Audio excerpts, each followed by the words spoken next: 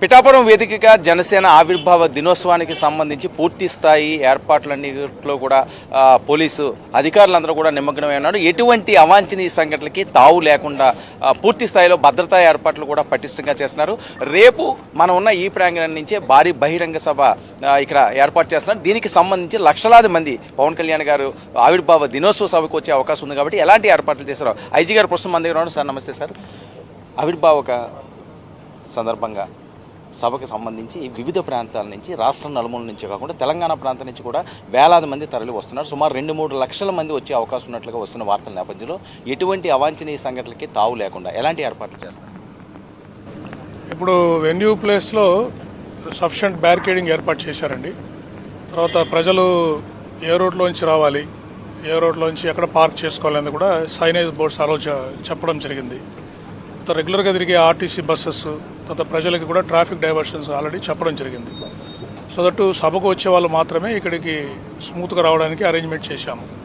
తర్వాత ఈ parking places గురించి ఇన్ఫర్మేషన్ అదంతా కూడా ఆర్గనైజర్స్కి ఇవ్వడం జరిగింది. ఆర్గనైజర్స్ తెలుసు కాబట్టి ముందే వాళ్ళ వాట్సాప్ గ్రూపుల్లో వాటిల్లో ఈ పార్కింగ్ ప్లేస్ ఎక్కడున్నాయి, ఎవరు నుంచి రావాలనే ఇన్ఫర్మేషన్ వాళ్ళ కార్యకర్తలకు ఎవరైతే మీటింగ్కి వస్తారో వాళ్ళకి ఆల్రెడీ ఇన్ఫర్మేషన్ ఉంటుంది. దానివల్ల ఇక్కడికి స్మూత్గా ఎటువంటి కన్ఫ్యూజన్ లేకుండా వెన్యూకి స్మూత్గా చేరుకోగలరు. తర్వాత ఇది దాదాపు ఎక్కువ మంది ప్రజలు వస్తారు కాబట్టి మీరు కూడా వెన్యూలో చూశారు, బ్యారికేడింగ్ అరేంజ్మెంట్స్ చాలా పకడ్బందీగా బ్యారికేడింగ్ అరేంజ్మెంట్స్ చేశాము. ఎటువంటి తొక్కిసలాట లేకుండా, ఒకవేళ క్రౌడ్ ఎక్కువ అయితే బయటే వాళ్ళని ఓపెన్ స్పేస్లో ఆపేటట్టుగా కూడా ఏర్పాటు చేస్తాం. తర్వాత ఎవరైనా ప్రజలు లోపలికి రాలేక బయటే ఉండిపోతే వాళ్ళు కూడా ప్రోగ్రామ్ చూసేటట్టుగా సఫిషియంట్ ఎల్ఈడి స్క్రీన్స్ కూడా ఆర్గనైజర్స్ పెట్టారు.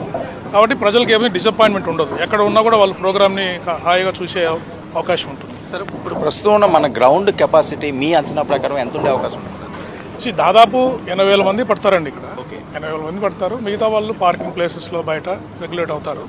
సో దాన్ని బట్టి, పరిస్థితిని బట్టి మనం డైనమిక్గా సిచ్యువేషన్ని చేసుకుంటాం. సో ఎంతమంది ఇక్కడ బందోబస్తు ఏర్పాట్లు కూర్చొని జరిగింది సార్?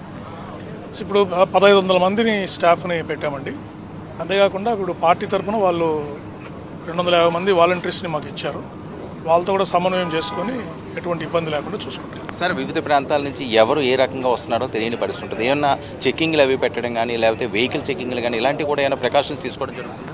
అంటే వెహికల్ చెకింగ్ ఏం లేదండి. ఇప్పుడు డిస్ట్రిక్ట్ నుంచి ఆల్రెడీ ఇన్ఫర్మేషన్ ఉంది మనకు, ఏ ఊరు నుంచి ఎంతమంది వస్తున్నారనేది మాకు పోలీస్ శాఖ ద్వారా కూడా ఇన్ఫర్మేషన్ వచ్చింది. ఆర్గనైజర్స్ కూడా వాళ్ళకి చెప్పడం జరిగింది ఎటువంటి జాగ్రత్తలు తీసుకొని రావాలని చెప్పేసి.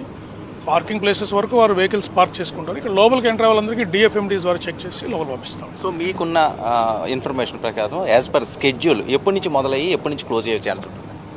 అంటే ప్రోగ్రాము 3 గంటలకు కమెన్స్ అవుతుందని చెప్తున్నారు. రాత్రి 8:30-9 గంటల వరకు జరగచ్చని ఊహిస్తున్నాం. సో కళ్యాణ్ గారు ఏ టైంకి వచ్చే ఛాన్స్? డిప్యూటీ సీఎం గారు 3-4 o'clock అరైవల్ అని చెప్పారు. వచ్చి ఇక్కడ కొద్దిసేపు విశ్రాంతి తీసుకుని వారు ప్రోగ్రామ్కి పైకి వచ్చి అడ్రస్ చేస్తారని మాకున్న ప్రిలిమినరీ ఇన్ఫర్మేషన్ అండి. సో ఆయన కూడా బై రోడ్ వస్తున్నారా లేదా హెలికాప్టర్? అదే బై చాపర్ వస్తున్నారు. డిప్యూటీ సీఎం గారు బై చాపర్ వస్తున్నారు. తర్వాత ప్రోగ్రామ్ ఇంకా మాకు కమ్యూనికేట్ కాలేదు, ఎక్కడ ఉంటారు, ఎలా వెళ్తారు అనేది. మాకు వెళ్ళిన తర్వాత మళ్ళీ మేము ప్రికాషన్స్ తీసుకుంటాం. సార్, పవన్ కళ్యాణ్ గారు అభిమానులు కావనివ్వండి, లేకపోతే ఇక్కడికి వచ్చే ప్రజలు కవర్ చేయండి, మీరిచ్చే మెసేజ్? అదే, ఇది చాలా చాలా ఆహ్లాదకరమైన వాతావరణంలో జరుగుతున్న సభ కాబట్టి వాళ్ళు కార్యకర్తలందరూ ఉత్సాహంతో వస్తారు. వారందరూ శాంతి భద్రతలతో పోలీసు వారితో సహకరించడానికి వారు ప్రయత్నాలు చేయాలి. సో పోలీసు వారు ఏదైనా సూచనలు ఇస్తే తప్పకుండా పాటించాలి.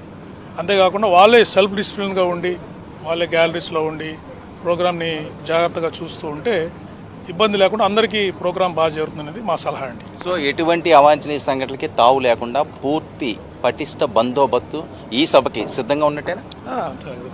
పర్ఫెక్ట్గా ఏర్పాటు చేస్తే ఇప్పుడు కూడా ఒకసారి వెళ్ళి చూసి ఇంకేదైనా షార్ట్ కమింగ్స్ ఉంటే కూడా అవన్నీ కవర్ చేసేస్తామండి. Thank you so much sir. ఇది జనసేన ఆవిర్భావ దినోత్సవానికి సంబంధించి పూర్తి స్థాయిలో పటిష్టమైన బందోబస్తు ఏర్పాట్లు సిద్ధమని చెప్తున్నారు. వచ్చిన ప్రజలందరూ కూడా సంయమనం పాటించి ఈ సభని దిగ్విజయం చేసే విధంగా సాగాలని చెప్పి ఐజీ ఈ రకంగా పిలుపునిస్తున్నారు. కెమెరామెన్ సునీల్తో వర్మ, 99 న్యూస్.